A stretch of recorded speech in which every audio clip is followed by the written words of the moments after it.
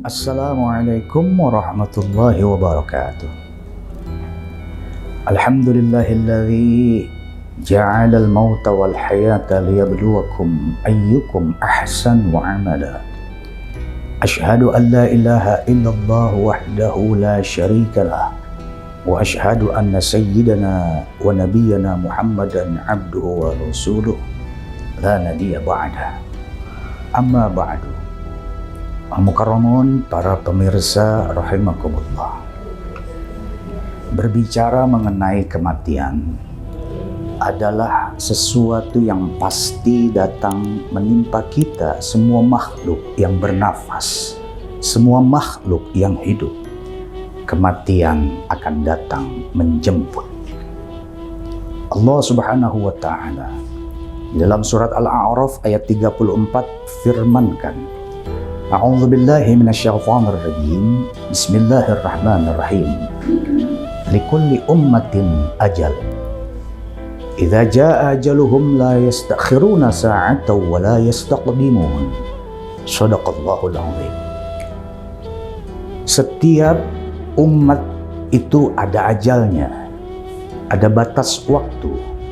Apabila datang ajal, maut, fala yastakhiruna sa'atan wa la yastaqdimun, maka tidak akan pernah bisa diakhirkan ataupun dikedepankan. Suatu ketika Nabi Allah Daud alaihissalam didatangi oleh malaikat Israel. Nabi Allah Daud alaihissalam bertanya, "Wahai Israel, dalam rangka apa engkau datang menemuiku? Silaturahmi ataukah ingin mencabut nyawaku?" Apa jawab malaikat Israel? Beliau menjawab bahwasanya kedatanganku adalah pertama silaturahmi, dan yang kedua ingin menjemput, ingin mengambil, mencabut nyawamu, ruhmu.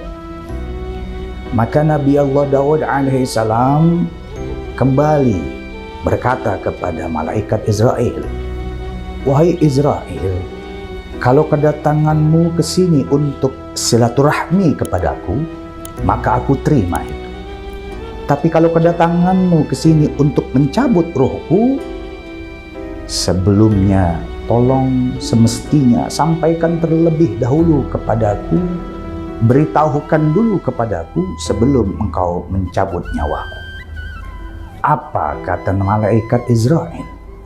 "Wahai Daud, sesungguhnya telah aku sampaikan, telah aku utus berbagai macam utusan, bahwasanya ketika saatnya sekarang sudah tiba, aku akan menjemput, mengambil nyawamu." Apa lantas yang menjadi utusan-utusan malaikat Israel?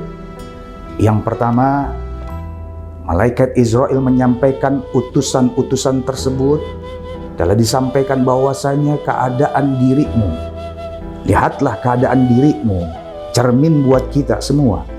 Yang tadinya rambut kita hitam legam, sekarang sudah mulai putih semua warnanya. Yang tadinya gigi kita masih utuh, tapi coba sekarang lihat, permisi satu persatu tanggal dari mulut kita. Yang tadinya kulit kita kencang, saat sekarang ini sudah mulai banyak keriput di mana-mana. Yang tadinya kekuatan kita peroleh, ternyata sekarang kekuatan tersebut sirna daripada diri kita. Itulah utusan-utusanku. Telah aku sampaikan utusan, namun tidak engkau mengerti bahwasanya hal tersebut yang terjadi pada dirimu adalah merupakan utusan tanda dariku.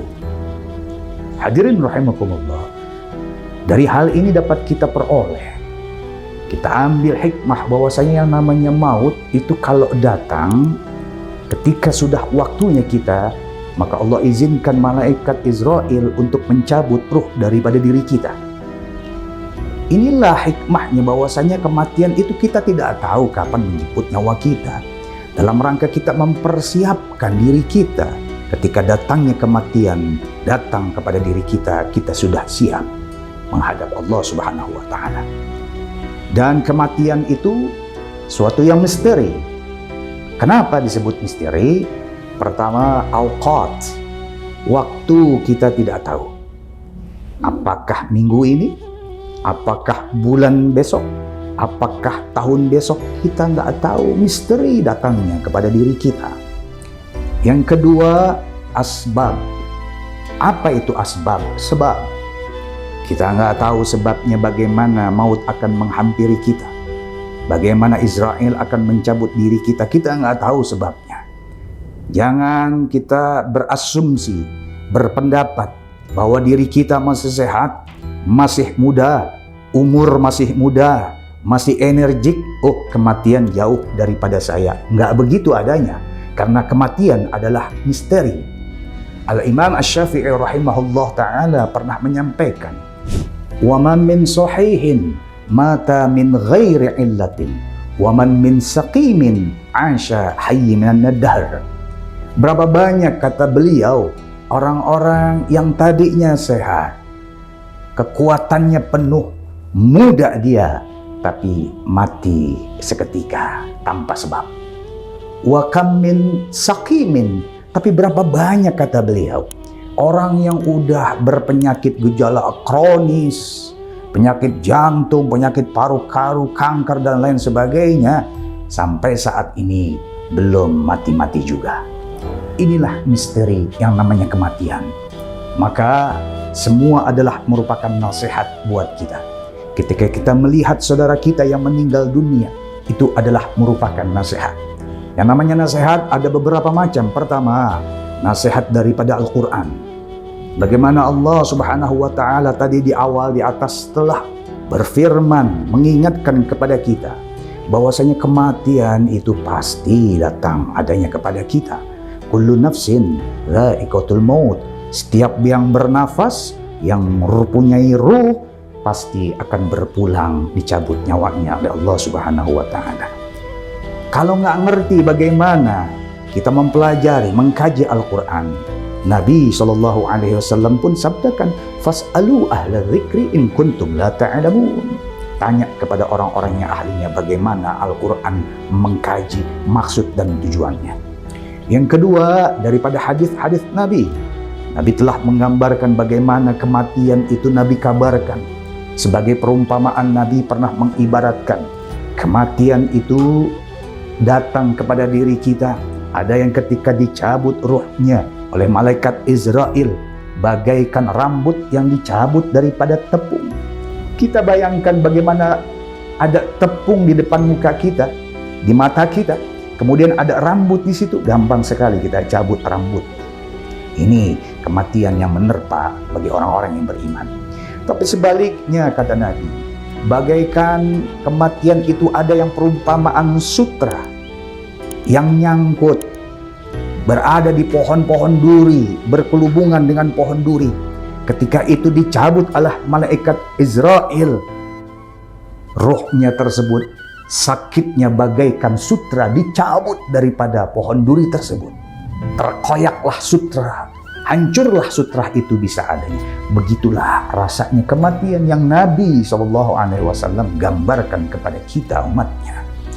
Maka nasihat dari diri kita sendiri, perubahan-perubahan yang ada di dalam tubuh kita itu juga nasihat. Ketika kita takziah melayat saudara kita yang meninggal dunia, lihatlah, badannya masih ada tapi tidak bisa lagi digerakkan. Mulutnya masih ada tapi tidak lagi dia mampu berbicara. Tangannya, kakinya masih lengkap tapi tidak bisa lagi digerakkan, menggerakkan badan-badan anggota tubuh mereka. Kematian adalah merupakan ibrah, adalah merupakan nasihat buat kita yang hidup. Toh sewaktu-waktu kita pun akan mengalami apa yang seperti saudara kita alami, yaitu tercabutnya ruh dari badan kita. Maka saudara, mumpung ruh masih menempel di badan kita, pergunakan sisa umur kita sampai dengan datangnya nanti ajal menjemput diri kita. Kita memperoleh bekal menghadap Allah dengan bukan cuma modal ibadah saja, tapi juga kita memperoleh bekal amal soleh, amal ibadah dan amal soleh agar kita menghadap kepada Allah Subhanahu wa taala, menghadap dengan keimanan dan bekal yang cukup untuk memperoleh kenikmatan yang dijanjikan oleh Allah berupa surganya Allah Subhanahu wa taala. Ini saja sedikit, mudah-mudahan ada hikmahnya untuk kita semua sebagai perenungan bahwasanya setiap manusia, kita termasuk semuanya yang hidup bernafas pasti mengalami kematian. Wallahul muwaffiq ila aqwamit thoriq. Assalamualaikum warahmatullahi wabarakatuh.